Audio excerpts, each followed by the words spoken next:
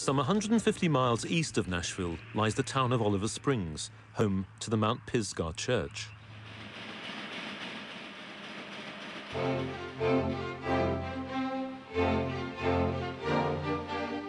In this tiny backwater of the Bible Belt, I had an appointment with a team of devoted Baptists whose aim is to spread the gospel to all four corners of the earth.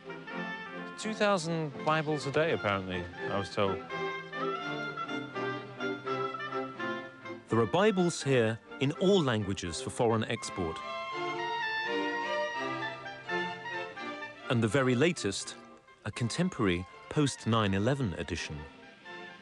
We did those and put a cover on that because it was really eye-catching, and it's for America because of the freedom that we have. When I see an American flag on it, it makes me feel uneasy that maybe you can use the Bible to endorse a patriotic viewpoint. Well, that's what we were doing for here, for the States. It wasn't necessarily for overseas, you know, it was for here, to be used here for that reason.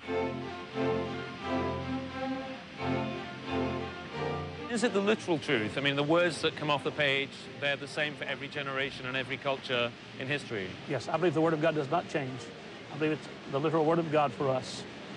At one table, they're putting together the Arabic scriptures, which we're going to ship to Baghdad. Another table, they're putting some Spanish scriptures together. They'll go to Mexico or some Spanish-speaking country. One's going to Baghdad. Has that been particularly bumped up during the period of the Iraq War? Certainly. That's when we started doing that, because we felt like if when our military went in there and gave people freedom, that there would also be the freedom of the Word of God being in their language. And we've printed that, and we've already shipped 60,000 to Baghdad, and they've been distributed. We're sending another 70,000 here in just a few months there. So from your point of view, what the American troops are doing there and the desire to spread the gospel in the world are the same thing, really? I'm not sure I'd say they're the same thing, but I'm saying we're using what they have done as an opportunity to spread the gospel. Candid words. But reports from Baghdad indicate that some in the military had taken things one step further. A US Army general had boasted that his Christian God was bigger and better than the Islamic deity.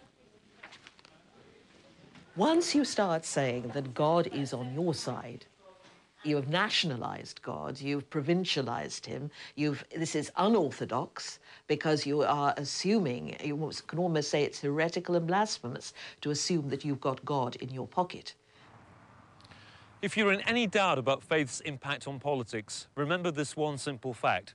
Al Gore lost his home state of Tennessee, to George Bush 5 years ago. Gore, who's been a fierce critic of the war in Iraq, would have won the presidency if he could have persuaded just a handful more of fundamentalists to vote Democrat. He couldn't, and history took its decisive course. The most powerful nation on earth is the land where fundamentalism was born. In the broad sweep of history, the USA is a relative newcomer on the scene. And even Christianity's 2,000 years makes it a relative novice compared to other world religions. But fundamentalism has erupted in the unlikeliest of settings, cultures with religious roots that date back more than 7,000 years. Countries like Gandhi's India, where Hindu gods are now used to bolster a fragile sense of national identity.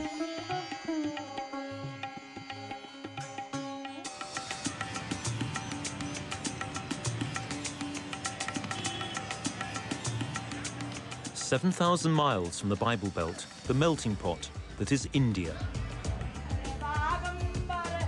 A bigger contrast with the sleepy, insular world of Dayton, Tennessee, you couldn't possibly imagine. Many people say that this banyan tree with its massive colours and branches looping off in all directions is a kind of metaphor for Hindu culture, unity in diversity. India's a secular democracy.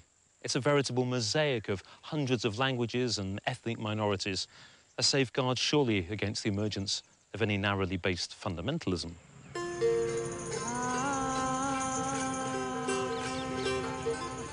My search for evidence of religious militancy has brought me to the town of Ayodhya, 500 miles east of Delhi.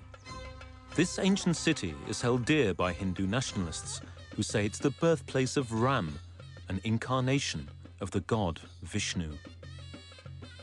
आज से 12 लाख वर्ष पहले भगवान राम का जन्म Ram was born 1.2 million years ago on this spot. All that he has done for the religious faith of mankind has influenced the life of every person to the extent that even today, every child, the moment he's born, chants the name of Ram. Right through from birth to the moment he dies, his words are Ram, Ram. Groups like the World Hindu Council, or VHP, were set up in the 1960s to promote Hindu values in a post-colonial India, still grappling with huge questions about national identity and how to deal with its large Muslim minority. It uses the past to dictate the politics of the present. This, says the VHP, is a replica of the original Ram temple, which it says was targeted by an invading Muslim ruler called Babur. In 1528, Babur invaded our country and ordered his army chief to demolish the temple with cannon fire. A fierce battle ensued, and more than 100,000 Hindus were killed. We would rebuild the temple, and they would demolish it. 77 times this happened. More than 300,000 Hindus were martyred.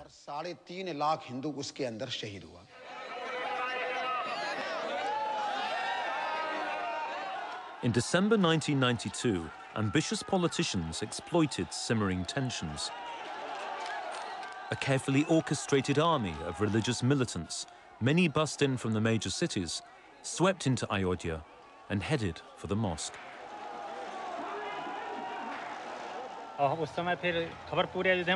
News spread all over Ayodhya, so I came running. One of the security men hit me with a rifle and said, "Go up there and destroy that mosque."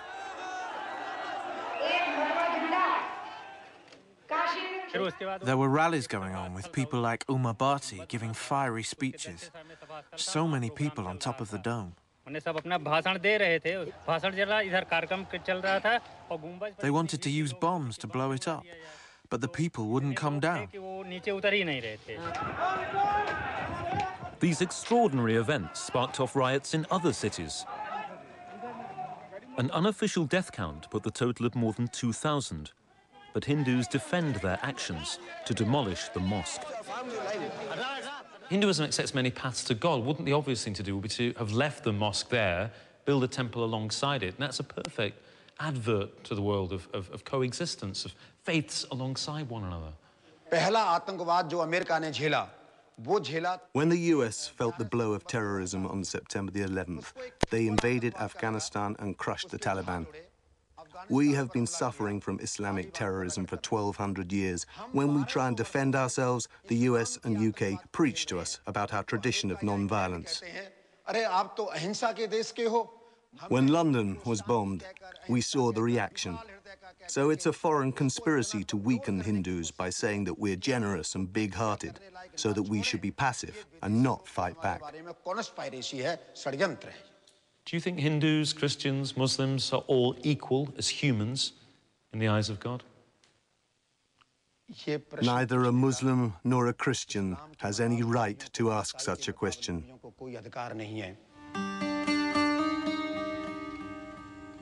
Literally several stones away from where I listened to these impassioned words, they're amassing a huge temple in waiting. The dormant house of worship to Lord Ram has presented a gilt-edged opportunity to promote a global Hindu identity.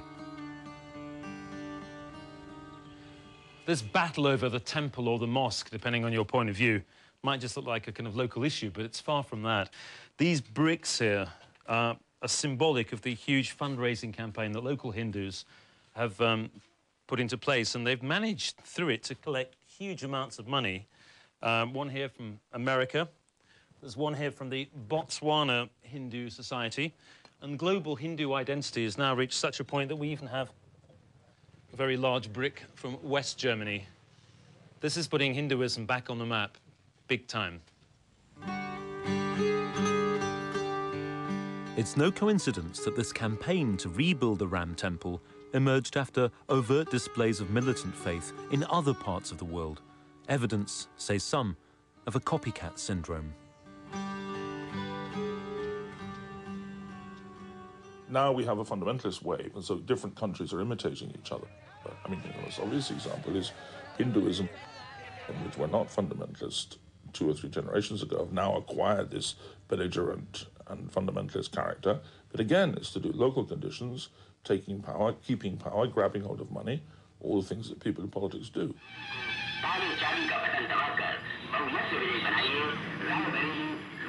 Are all these appeals to a stronger identity based on anything genuine?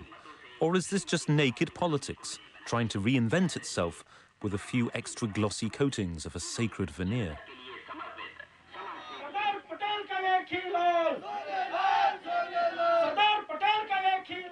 On a by-election rally just down the road from Ayodhya, I spotted Umar Bhatti, a former minister in the nationalist BJP party. Ms. Bhatti, remember, was one of the figures making fiery speeches when the mosque was razed to the ground back in 1992. I am a believer. I am a devotee of Lord Ram, and we can worship God. Yes, even in a stone image.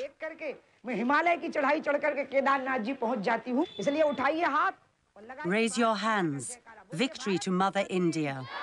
Bharat Mata ki! Bharat Mata ki! Quoting Hindu gods in election rallies? What on earth was she up to? To find out, I had to seek out a guru with first-hand knowledge of Umar Bhatti's ideas. First, this issue of the Ram Temple. Was there anything in it? Or was it all a throwback to some mythical golden age? There is no basis for that. In fact, Umar Bhatti had come to me long time ago to ask me that I should join their battle for Rama's birthplace temple. And said, what evidence you have? Please try to convince me so that I can join you. And then she laughed and said, in politics, you don't have to convince. You just have to keep repeating a lie 100 times. She told you that? Yes, she told me that. But you know the Swami, we spoke to him in Delhi, he said it's a myth. I will not comment on Swami Agnivesh. He said that you tried to recruit him to your campaign to get this temple re-established. No, I'm sorry. You sure? Yeah. Well, somebody isn't telling the truth. It's either him or you. No, he's a friend of mine, but politically and religiously, Swami Agnivesh has no importance. But what of the drive to consolidate what the nationalists like Umar Bhatti called Hindutva, a deeper sense of Hindu culture? My guru was once again unimpressed. The word Hindu is itself a Persian word, which means a black thief, a robber. Now, it's very strange, paradoxical rather, that people are being exhorted to take pride in the fact that they are black thief or robber. Some people have said that the word Hindu was a word actually applied by foreigners when they came here. No, don't go to the words, go to the philosophy. But that's what people say. No, and therefore, if you say, I'm proud to be a Hindu, it's like you're taking on a word. No, when you are saying that you are proud to be Hindu, it means you are saying that I'm proud to be of the lineage which is coming from since million years. So the word has no significance. The philosophy behind the word has the significance. So what was her philosophy exactly? And how did she plead on the big question? You're known as a hard woman. I am. A fundamentalist, that's what they say about I am you. fundamental in nationalism, definitely. I will not allow, once I get a chance to rule in this country, I will not allow any nonsense with the law and order of this country. And nobody will get protection just because somebody belongs to a particular kind of sect. Thank you for your time. Good luck in the campaign. This fiery ex-nun has already tasted power. She was once General Secretary of the nationalist BJP, a party that has known both electoral failure and success. Voters have seemed generally wary of extreme nationalism, but the fundamentalist curse, which can lie dormant for long periods, often erupts without warning.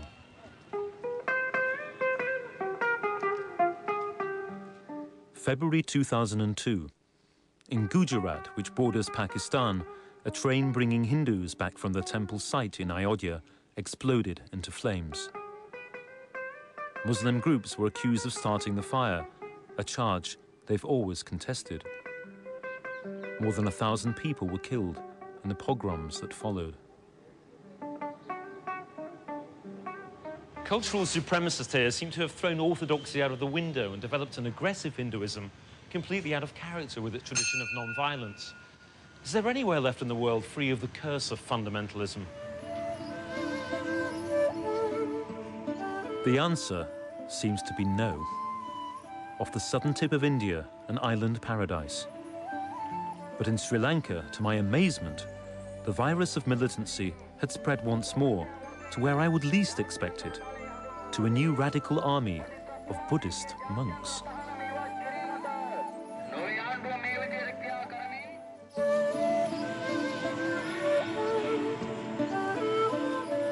Three hours on a plane from Delhi, and I'm on an island where the majority are inspired by one of the main schools of Buddhism, the Theravada tradition.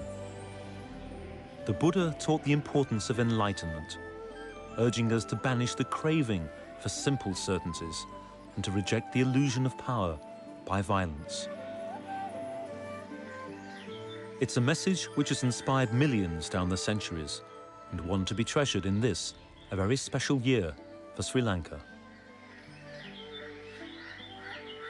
The island's majority Sinhalese community may be embroiled in a bloody civil war with Tamil separatists, but they're prepared to put all that to one side for the moment to commemorate 2,550 years since the death of the Buddha.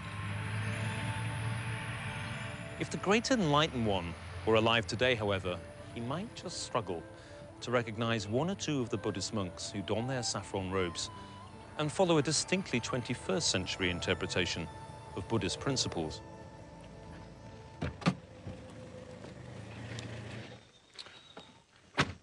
I'm 20 kilometres just outside of Colombo, and I've got an appointment with someone from the National Sinhalese Heritage Party. But this is a party with a difference, because this party is full of militant Buddhist monks.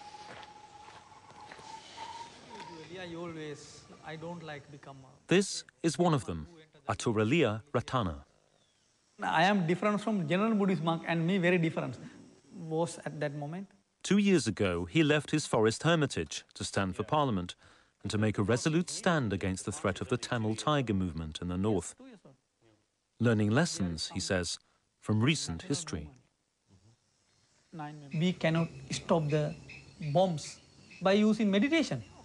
At the Vietnam War, a lot of people went to the battle. If I were there, I should be at the battle against the American soldiers. Even as a Buddhist? Yes, really. It's okay to fight? Yes, it is justify the educated people. To fight? Yes. His political party, the JHU, have 9 MPs.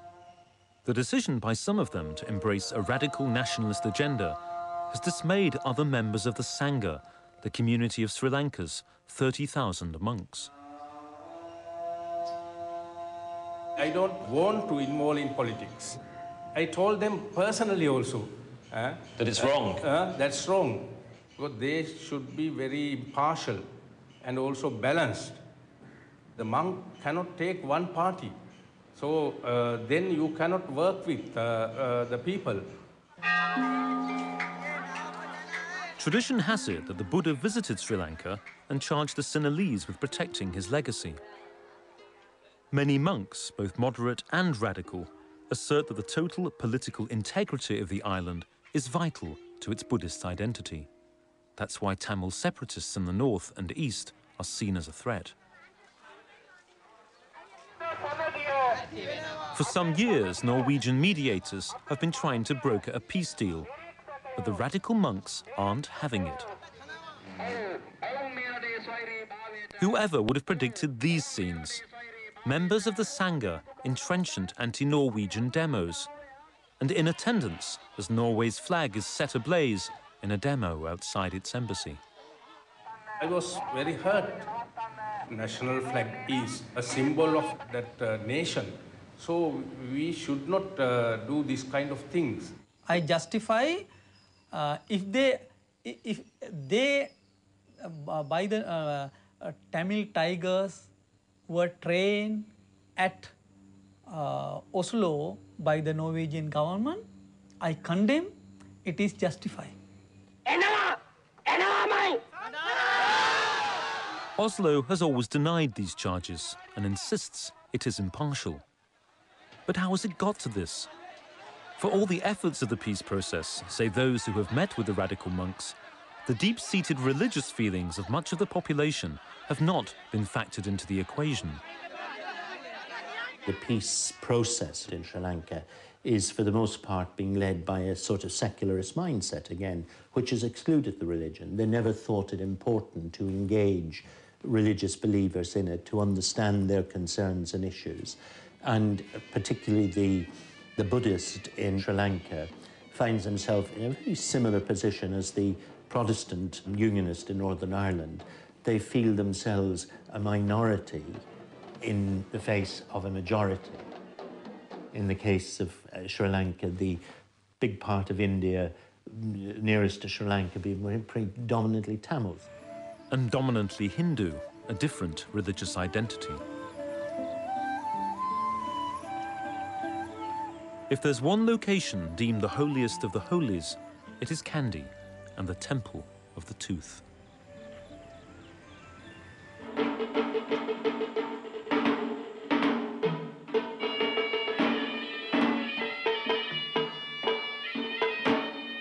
It seemed distinctly odd to find Buddhists making a fuss of all this. The whole scene was more in keeping with my own Catholic faith, with its history of devotion to saints' relics. What's the best evidence we have that this really is the Buddha's tooth? It's a difficult question for me, but all the Buddhist people, they worship as the sacred tooth relic. Mm-hmm. So it's a question of faith? Yeah, it's faith. Trust? Yeah, it's a trust. Which tooth is it? Which part of the mouth does this tooth... That's the left side one.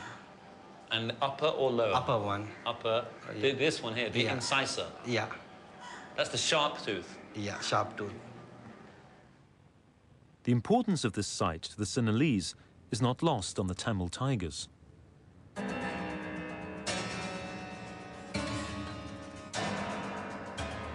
Eight years ago, they attempted to blow up the temple, killing 23 people in the process. But in the 21st century, it's not just the threat of Tamil extremists who endanger a sense of cultural purity.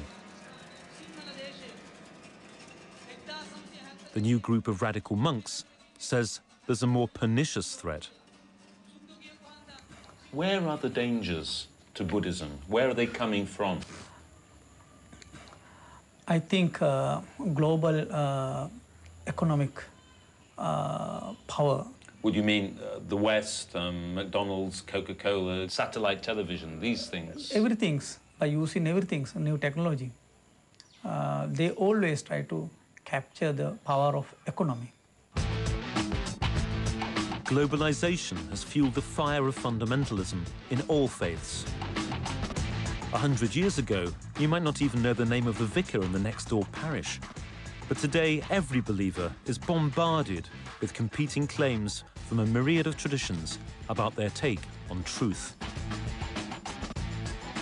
And as the world appears to shrink, the emergence of global institutions is seen as an assault on what is comfortable and familiar. Fundamentalists, for example, are often terrified by global things. They see the United Nations, for example, as the abode of Satan. So is the European Union and the World Council of Churches. All of these are associated with Antichrist. The idea that the world is being brought together and all its multifarious strands are somehow now deeply intertwined is, for many of them, deeply disturbing. Coca-Cola is one thing. Chinese weapon. Indian nuclear power, anything. It is not 13 or 15 years, it is, we always consider it is European. Now it is not European now. Diversity and choice, the twin engines of capitalist profit-making, may be music to the ears of the rabid consumerist, but to the devout they can confuse, and on some occasions even come across as downright hostile. I've read reports about the image of the Buddha being put on cookies, underwear, CDs, even the making of a film called Hollywood Buddha. I mean, has this given offence to people? They have.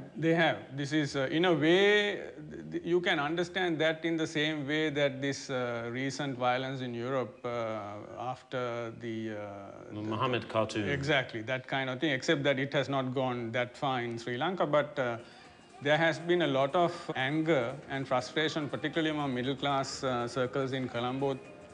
A lot of people are worried that their cultural identity is under attack.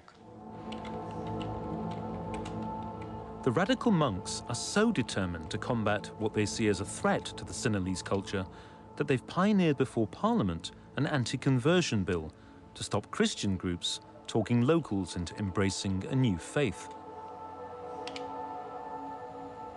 Now that's against freedom. People can choose a religion if they want, can't they? Commission report shown so many fundamentalist religious group come and giving some money and foods, other material things. They compel to convert it to Christianity. Compel to change the religion, especially Christian groups. Not a Catholic Church or traditional other religious group, especially unrecognized new Christian groups, and they have a lot of money. The number of Christians in Sri Lanka, according to the latest census figures, is actually falling, not rising.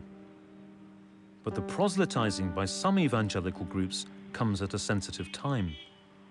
Many of their buildings have been attacked by angry nationalists. But even long-established churches have felt the brunt. Father Ignatius is a Catholic priest whose parish church came under attack. I hear it's a Buddhist monk who is behind them, these attacks. In your church? Yeah. There was smoke and everything was black in color. Pews all burnt, fans all burnt, altar burnt, statue broken. Even the Blessed Sacrament was smashed with a blunt weapon.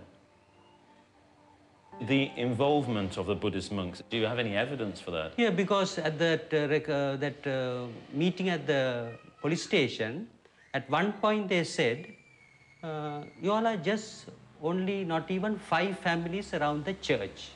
And they say this is a Buddhist area. So they say you don't have any place here.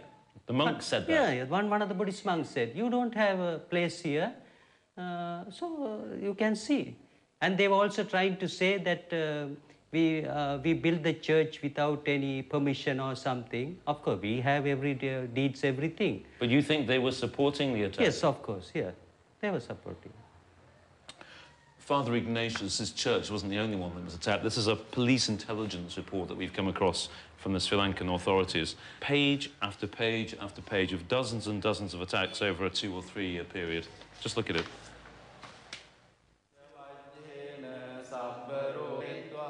If Buddhists attack any rival group, that you cannot interpret that Buddhists, according to their Buddhist teachings, that is nothing to do with Buddhism.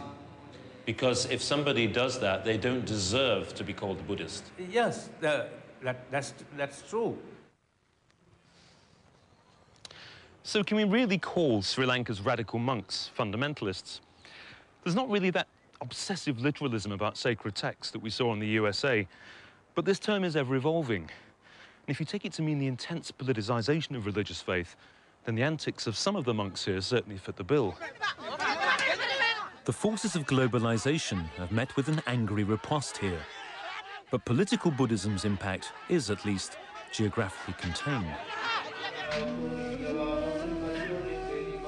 The same cannot be said for radical Islam, a modern variant of a great world faith, which uses the technology of globalization to urge jihad against its enemies.